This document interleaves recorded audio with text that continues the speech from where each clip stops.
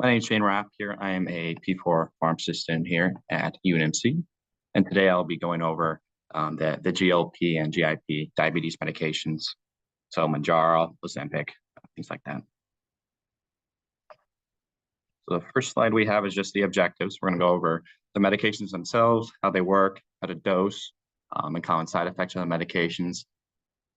And then the second section will be Amanda's.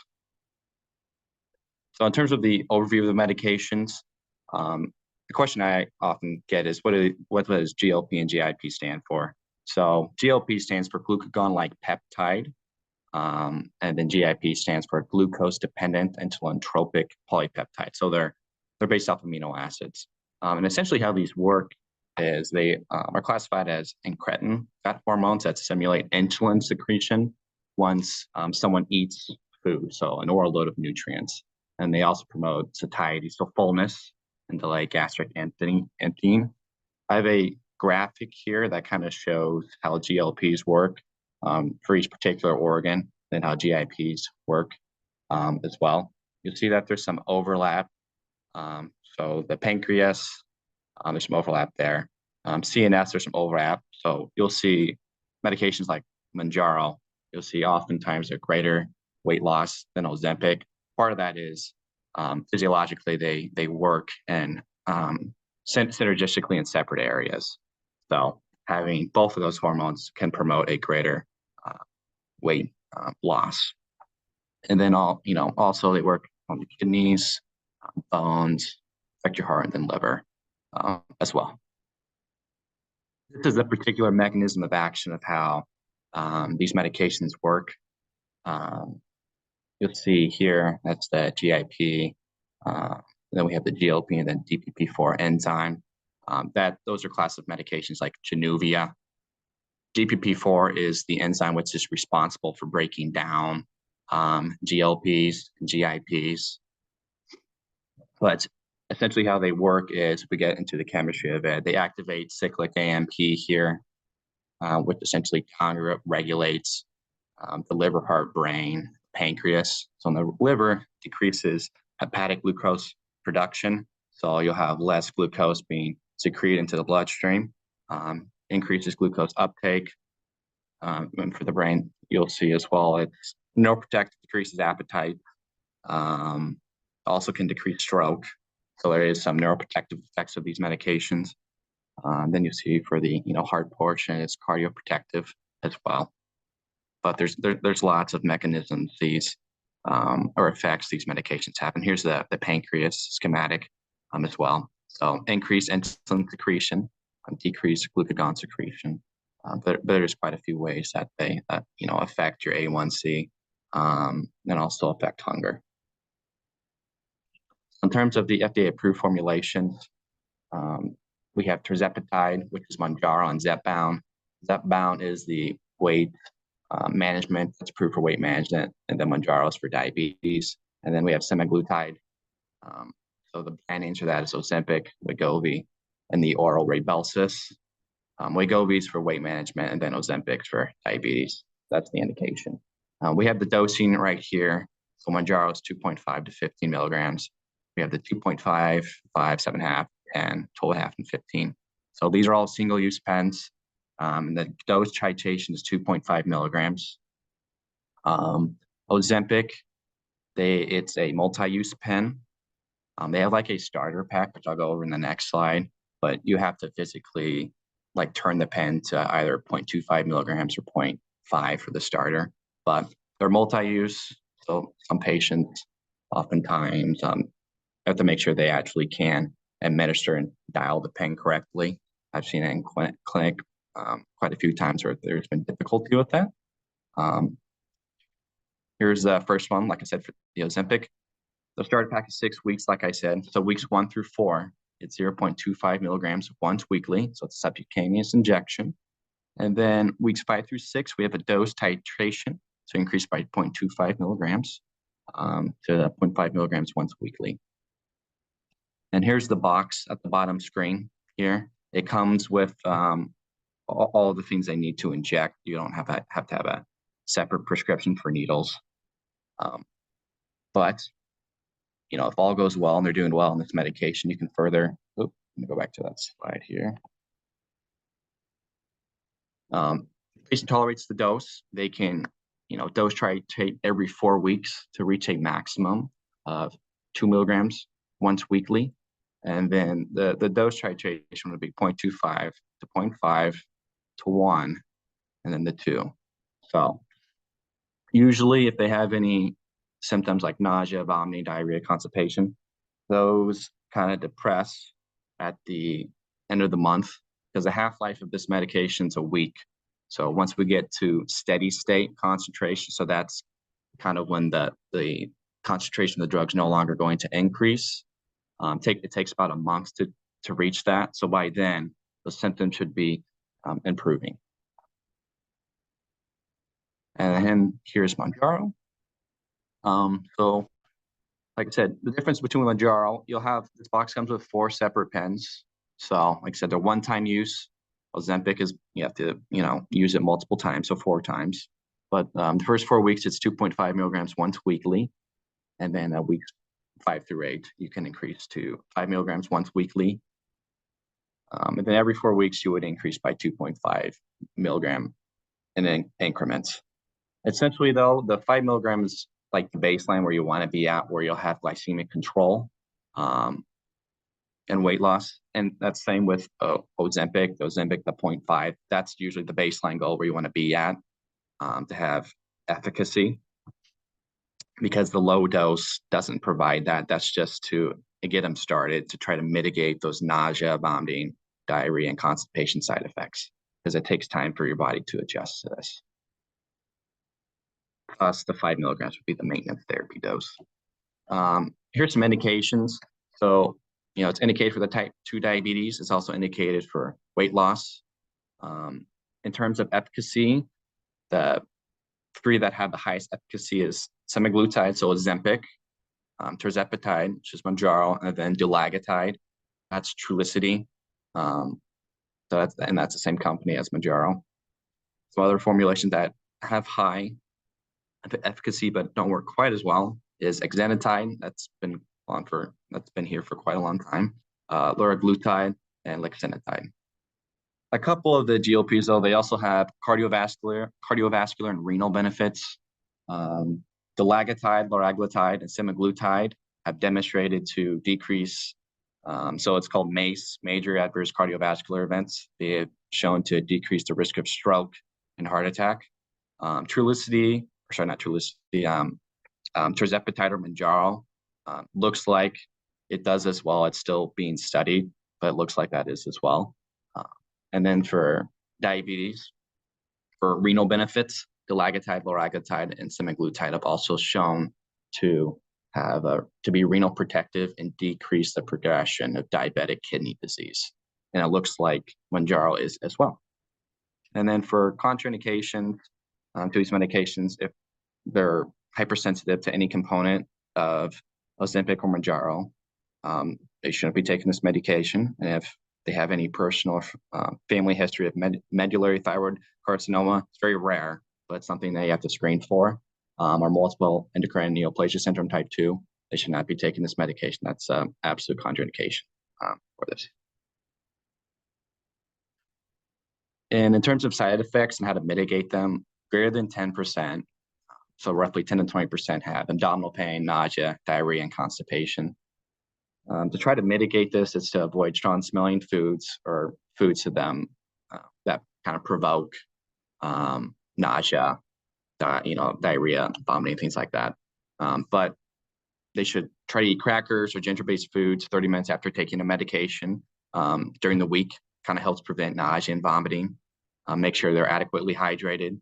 And use of smaller meals can help mitigate this well relative to what they're eating. Everyone's a little bit different, so have to make that patient specific. And diarrhea and constipation can both be managed by increasing fiber intake, avoiding dairy products, which can kind of irritate the gut, and increasing fluid intake. And then a couple other side effects, which aren't quite as common. Nervous system's greater than 10%. That's fatigue and headache. That usually goes away as time progresses. That's greater than 10%, but less than 20. Cardiovascular is less than 10%. GLPs reduce blood pressure as well, GLPs and GIPs.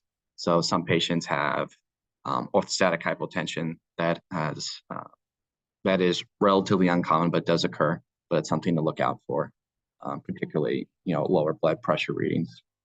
And then the titration period here should be patient specific relative to patient goals and tolerability of medications. So if their glycemic control is adequate and they're eating adequately, there's no reason to further titrate it. So the question is a pre-existing diagnosis of gastroparesis considered contraindication to any of these medications? If not, is the dose of these medications adjusted in any way for patients with a gastroparesis history? So you said gastroparesis? Yes. What I saw in clinic, it's not like an absolute contraindication, but it's something that we have to be, the titration period is usually, it's much slower to see how the patient tolerates it. And essentially what the offending agent is, usually, there's a rhyme or reason why that occurred. We have to evaluate, but it's very patient specific. We had, when I was in clinic at Nebraska Medicine, we had 5 patients that were on those medications with, that had a history of gastroparesis, and we just had a longer titration period. So instead of the 4 weeks, sometimes we go to 8.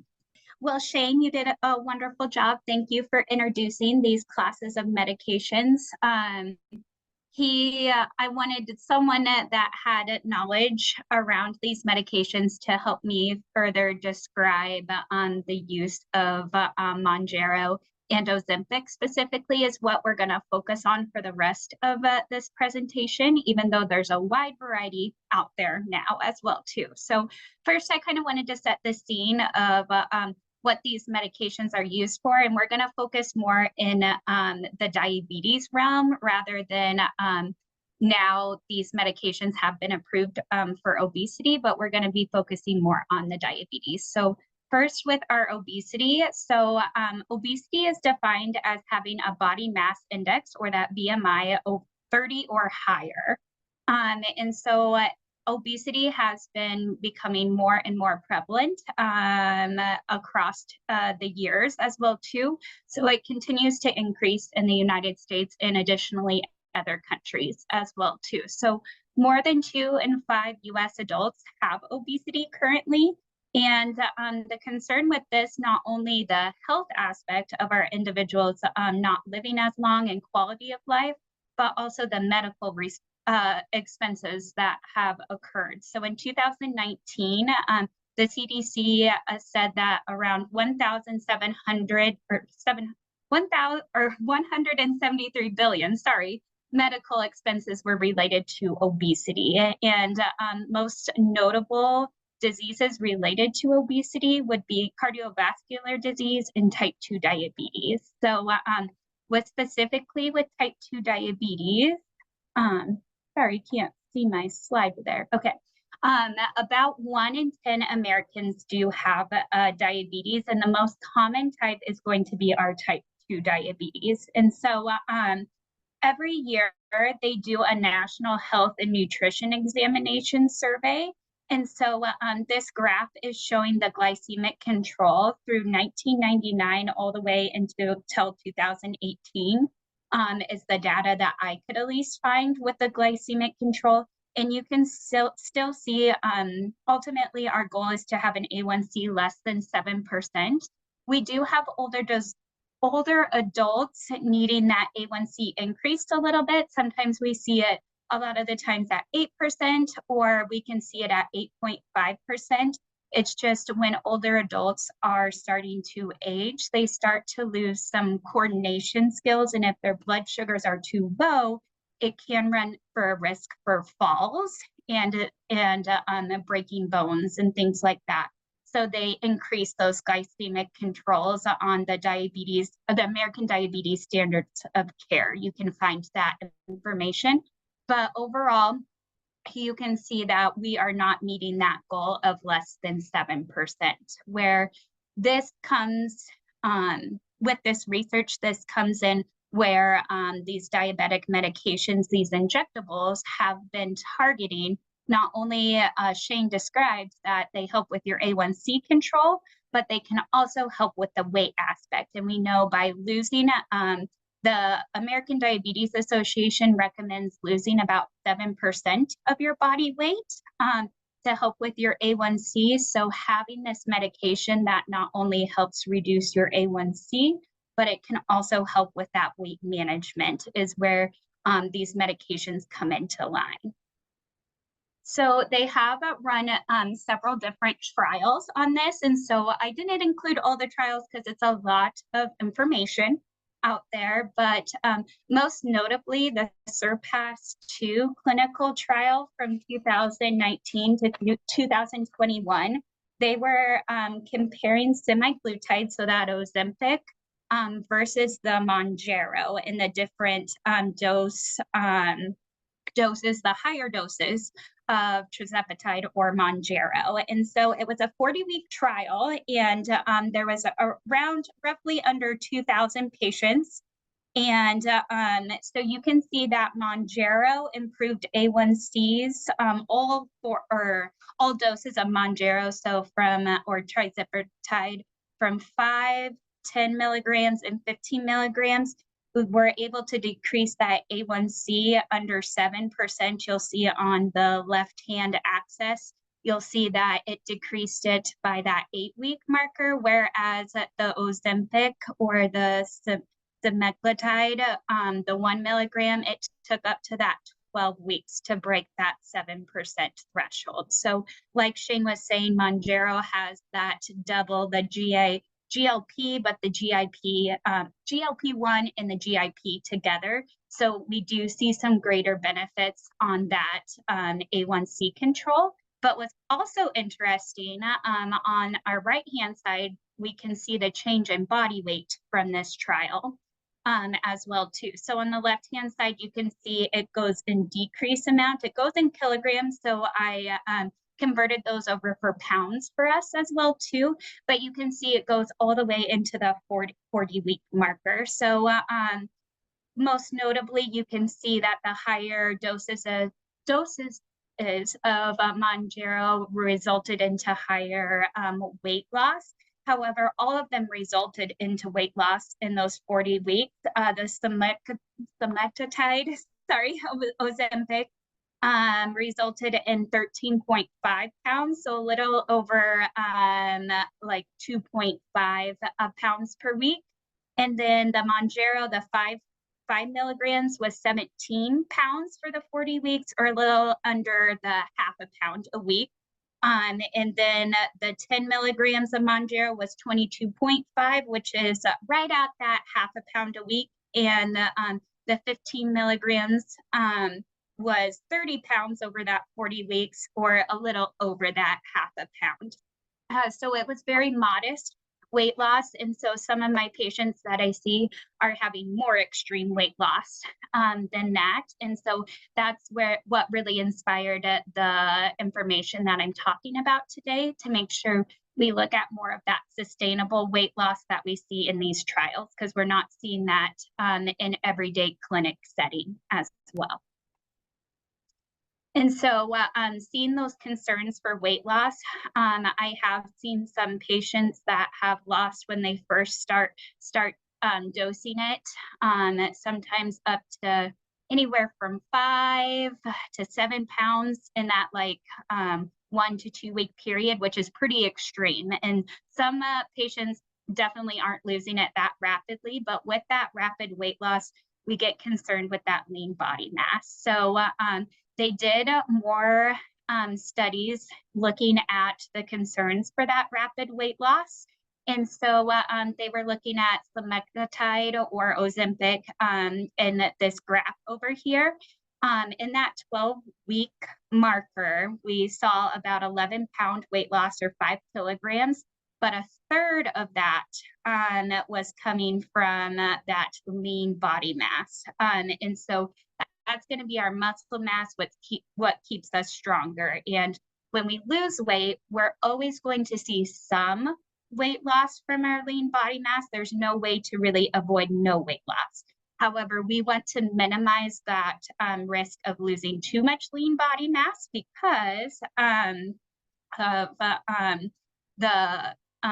because rapid decline will cause a risk of sarcopenia. So with that, the population that are prescribed these therapies are increased risk for fragility. So those people with type 2 diabetes or obesity, some of them are going to be older adults. And so with older adults and aging, we see a decline in that muscle mass anyway. So we want to continue to keep that muscle mass up to keep people strong and able to do the things that they want to do, and to have their quality of life and live in their homes as long as they can. And I skipped this up here, but Mounjaro and other studies have found similar findings with about a third of the weight loss coming from lean body mass. And so the biggest thing when I start to see patients or I get referrals is when I notice that they're on these injectables, we really talk about their protein needs and how to preserve that lean body mass. So I wanted to explain where I kind of get my recommendations from. So the dietary guidelines for Americans come out every 5 years. And so they do have recommended dietary allowances for different nutrients. And so they're the level of the nutrient to meet the essential nutrients that are adequate for most healthy persons. So the RDA currently for protein is that 0.8 grams per kilogram of body weight. So keep that in mind. But currently I was sifting everywhere, and I've tried to find it before this presentation as well too, just to make sure I was on the right track when counseling my patients. And so currently there are no standard recommendations from professional organizations like the Nutrition of Academy and Dietetics, or even the American Diabetes Standard of Care, but I'm assuming the standards of care for diabetes does get updated every year. So I bet this will be something that will be up and coming as well too, with so many patients prescribed these medications. So I did look at some different research and some meta-analysis. And they were leading to that RDA times 50% of that, or it would be about 1.2 grams per kilogram. So, and I think that's a pretty reasonable amount, because sometimes some recommendations for protein aren't as reasonable as we would think. Asking someone to eat 220 grams of protein is not really that feasible for most people. So, for example, a person weighing 90 kilograms, they would need to intake 108 grams of protein per day, which is still a steep amount. So let's talk about some of the things that I at least counsel my patients on, but also you can use as a healthcare professional as well too. So along with that, I do always ask them about their exercise routine. So we definitely want to get at least 150 minutes of physical activity, but definitely that resistance training. So at least 2 days of that resistance training, and making sure we're doing some type of resistance or strength training, because that's going to build those muscles up. So when we do that resistance training, we're going to get those tiny little tears in the muscles. And then when we get enough protein intake, it's going to help build those muscles back up. So the strength training plus the protein is really that great pair that we want. And so some protein sources to include, we want to try to include most of our protein sources from whole food sources. So I listed several different options here, like our meat. We want to aim for those leaner meats like our chicken breasts, our pork chops, but you can still do red meat. They just recommend limiting it for your heart health. But there's also eggs. I do see some vegetarians or vegans as well too. So even tofu, lentils, but even nuts. I have a lot of people use like nutritional yeast or flaxseed, chia seeds, hemp seeds. And people don't realize that quinoa actually has protein in it as well too. It's a great grain to even include on your salads as well too. You can get a carb source plus a protein, because when people are eating salads, sometimes they forget about that carb source we need as well too for our energy. But also there's a lot of great protein pastas out there as well too. But then with that 108 grams, sometimes it's really difficult to get that all from your food sources. So I do recommend to patients, if they can tolerate it, protein drinks or the powders are great ways to increase that that protein source to get you up to your goals as well too. So here at Methodist, all Methodists, they rep Abbott products. So we have a lot of patients try Ensure, and I have a rep that brings me Ensure, so I'm able to sample it with patients so they can try it out to see if they like it. But even adding it to coffee, making a little shake out of it, you can really boost your protein intake that way. But also there are some unflavored protein powders, which I've utilized more with my weight gain patients that need to gain some more weight, to mix it in with like potatoes and applesauce and things like that. But honestly, anyone could do something like that as well too. So those are just some things we really focus on. I usually meet with them and kind of go through a diet recall and figure out how we could sprinkle in like maybe 2 to 3 different sources of protein that they weren't doing before, because we don't want to go for all or nothing type of thing. So we want to make that a gradual change, because usually their appetite's a little bit decreased. So how can we make those more consistent meals, which leads me to the balanced eating patterns. So many times when people get prescribed the injectable medications like Mounjaro or Ozempic, what happens is it can decrease their eating a lot as well too. Or sometimes they're still trying to figure out those portion sizes. So we kind of want to find the balance between that. So sometimes I see it where patients only eating 1 meal a day, or they're eating their 3 meals, but we're still figuring out how that looks portion wise of how much. Usually the carbohydrate foods that are a little bit bigger in size.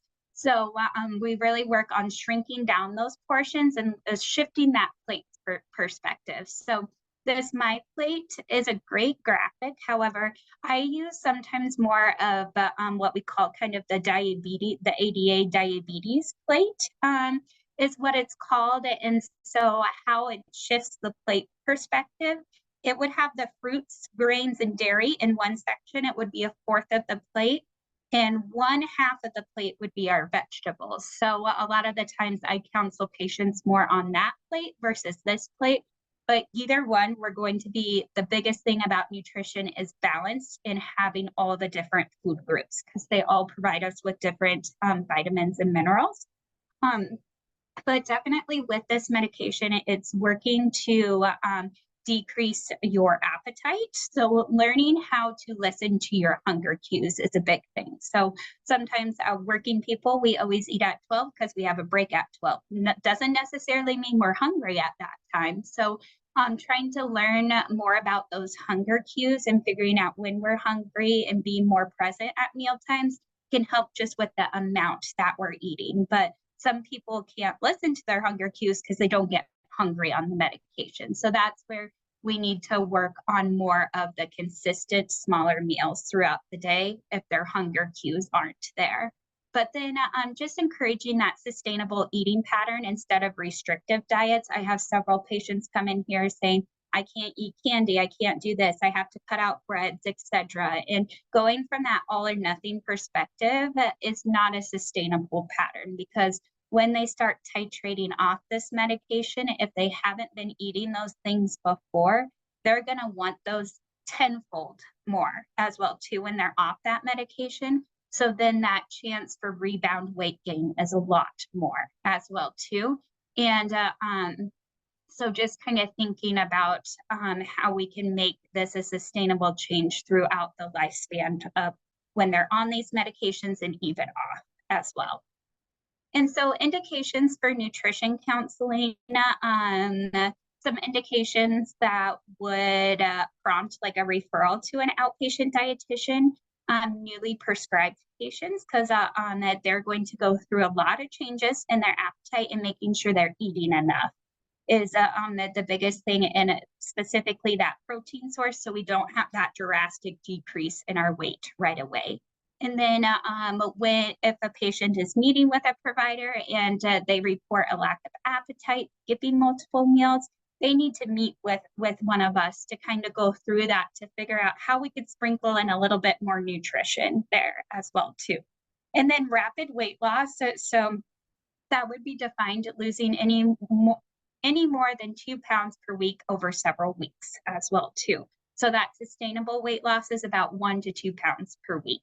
And then any patients titrating off a medication, it would be a good idea to meet with a dietitian outpatient to talk about eating patterns and what that would kind of look like if they need to start tracking their calories, but that's not for everyone as well too, or finding ways that we can make this a long-term change as well.